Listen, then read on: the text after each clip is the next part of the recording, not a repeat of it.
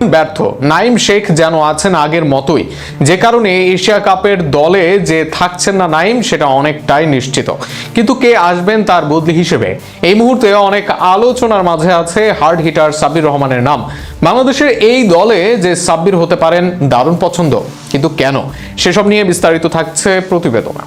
ঘরোয়া ক্রিকেটে ভালো খেলেছেন, একাধিক টি-20 আসরে রান করেছেন, ভালো খেলে প্রসেস মেনেই জাতীয় দলে এসেছেন নাইম শেখ। কিন্তু এতদিনে নাইমের যে পরিবর্তনের আশা করেছিল সবাই, জাতীয় দলে এসে যেন দেখা মেলেনি তার কিছুই। উল্টো এখনো ফুটওয়ার্ক, কনফিডেন্স সহ সবখানেই ঘাটতি নাইম শেখের। ফলে আগামী দিনে সহসাই যে বাংলাদেশ দলে থাকছেন না এই বাঁহাতি ওপেনার সেটা নিশ্চিতই। কিন্তু নাইম না থাকলে কে আসবেন দলে, কে হবেন ওপেনিং এর ব্যাকআপ, এই জায়গায় অনেকে অনেকবার প্রস্তাব করেছেন। তবে এই মুহূর্তে নাইম শেখের জায়গায় দারুণ পছন্দ হতে পারেন সাব্বির রহমান রুম্মান। একসময় বাংলাদেশ ক্রিকেটের ধ্রুব তারা হয়ে হাজির হয়েছিলেন সাব্বির, তবে সেই তারা বেশি দিন চলে ওঠেনি। এখন নিভু নিভু করছেন তিনি, কিন্তু সাব্বির নিভে যাননি এখনো।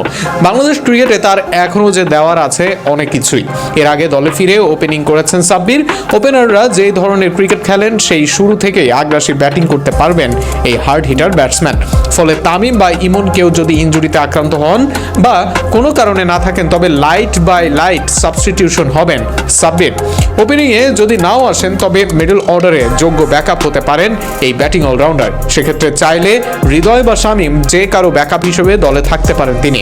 4, 5, 6 সবখানেই ব্যাট করতে পারেন সাব্বির, তাই মিডলেও সাব্বিরের অন্তর্ভুক্তি আলাদা শক্তি দিতে পারে। সাব্বির রহমান হয়তো প্রতিদিন ভালো করবেন না, কিন্তু যেদিন ভালো করবেন সেদিন একাই ম্যাচ ঘুরিয়ে দিতে পারবেন।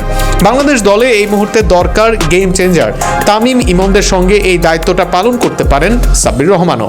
গত বিপিএলে সাব্বির রহমান ভালো করেছেন, বেশ কয়েকটি ইম্প্যাক্টফুল ইনিংস খেলেছেন। ফলে এখনও যে ফুরিয়ে যাননি তিনি সেটার প্রমাণ দিয়েছেন তিনি।